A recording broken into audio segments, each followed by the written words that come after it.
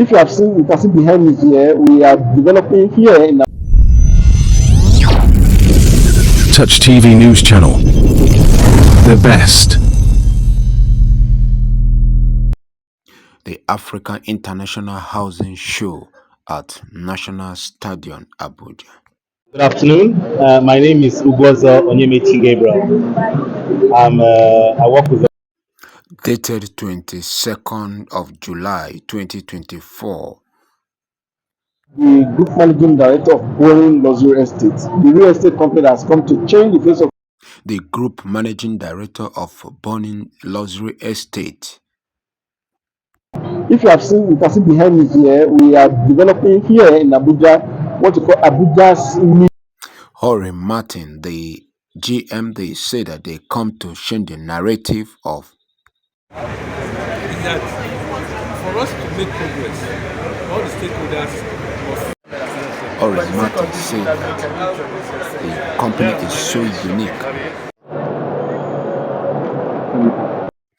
Speaking with the Touch TV channel, the GM, they say that the government has not done enough.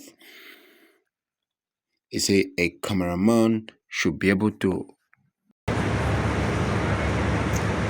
Sadly, the point is, how do we fund? He said that even the shoemaker can be able to afford a house. Speaking further, the GMD or Martin said that this is where the government should come in. Speaking further to Touch TV, the GMD said that the company believe in innovation and the creativity that make the company so unique than every other estate companies, and what makes you outstanding? Yeah, as a company, Boing Luxury Estate, we believe in innovations and creativity. If you can see behind me here, we are developing here in Abuja what we call Abuja's $1 million view.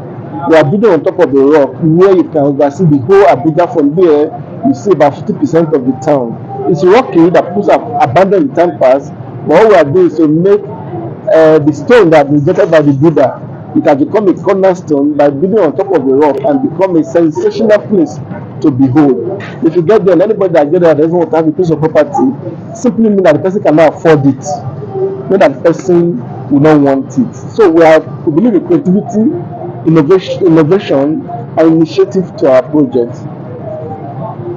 So, sir, tell us what the government should do to bridge this gap between the rich and the poor, making sure that virtually everybody gets it. Well, government at all levels have not done enough in providing housing to citizens of Nigeria. Government, when I say government at all levels of across all the political parties have not done enough. A shoemaker should be able to afford a house of his own, decent home.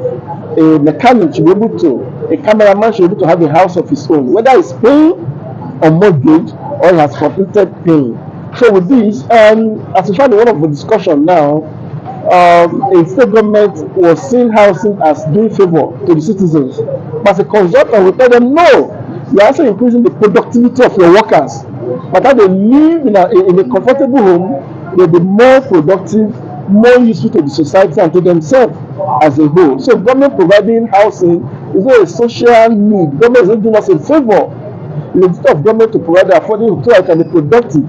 And you believe it that when there's affordable house for all, it will reduce crime. When the time is well planned, if you look at crime across the world, where crime normally occur often is slums, unplanned area, where there's congestion. But when the government do the right thing, it will be easier to fight crime. It will be easier to know. Now we are talking about housing gap. Some people say 17 million, some say 20, some say 22. We don't even know the figure. So there's a need for planning. There's a need to involve all stakeholders in planning housing. And as a real estate developer of Nigeria, we are close to the grassroots when it comes to housing provision. There's a need for government of the day to reach out to us, to talk to us, that we can know they cannot be need. Is there enough for government to go and start a project somewhere and say they want to start building? Whether we call Renew Hope or Renew Agenda, the stakeholders to be carried along. Recently, we have seen the excellent cases of a building collapse. What's your take on that? There is an example, a professor gave an example earlier today that yesterday a bridge collapsed in China. And they said the bridge collapsed because of a heavy downpour. The man in our discussion today said the bridge did not collapse as a result of a heavy downpour. It collapsed because of the designer not designed it to withstand the harsh weather. Any building that collapses, there's no other factor than the designer and the builder. And that's why government to also be strict when it comes to regulation. Who's regulating who?